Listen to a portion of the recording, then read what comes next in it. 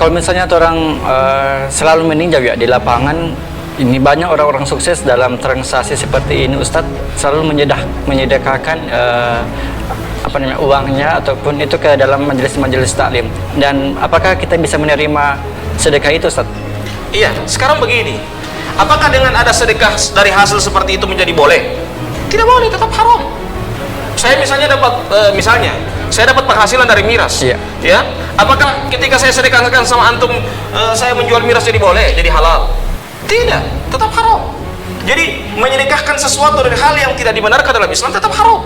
Bukan dalam artian ketika dia bersedekah kemudian jadi boleh. Tidak, tetap tidak boleh. Hukumnya haram. Jadi itu yang harus diperhatikan pada saat kita melakukan transaksi. Ya, kalau dia transaksinya harus jelas. Ya, dia harus benar-benar memperhatikan transaksi itu. Jadi bukan dalam artian ketika dia bersedekah di majelis taklim, sedekah di sepak bola, sedekah di tempat-tempat kemudian dia sedekah seperti itu kemudian jadi boleh semuanya. Tidak. Ya. Tidak seperti itu. Tetap kalau dia bersedekah dan hasil dari hal itu tidak dibenarkan dalam Islam. Tapi bisa diterima oleh majelis tersebut. Ya.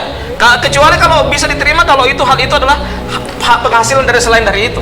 Tapi kalau sendiri itu tidak boleh, hukum asalnya tidak boleh, ya, karena itu hasil dari hasil yang seperti itu. Tapi Ustadz, bagaimana kalau misalnya majelis tersebut tidak mengetahui apakah? Kalau tidak mengetahui itu jadi masalah. Tapi yang jadi masalah itu kalau misalnya dia tidak mau tahu terus, harus dia tahu dari mana dia uangnya, ya.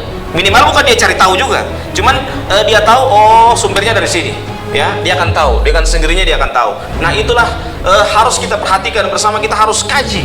Ya, jadi mengkaji hukum itu perlu, ya, supaya benar-benar kita menghukumi sesuatu itu benar-benar sesuai dengan syariat Islam, ya. Jadi seperti itu. Allahu a'lam bishawab. Nah.